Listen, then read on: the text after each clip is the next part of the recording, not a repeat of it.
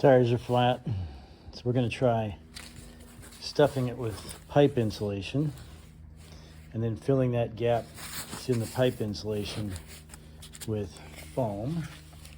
We'll do that with one tire. In the next tire, we'll wrap this rope around it, try to stuff it into the tire, and then fill the gap with foam. And then the other tire, we'll just do straight foam with nothing else, and then we'll compare the three and see how it works. Just kind of stuff it in there, work it around, stuff it in there. Just keep feeding this around. Just keep feeding it round and round the tire, more and more of these, and see how that works. Okay, I crammed 2 ropes in there.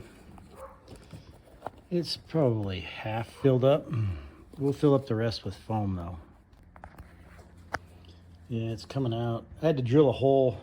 Had one soft spot where the pipe insulation didn't quite come together, so I drilled a hole and just stuck the tip in the hole.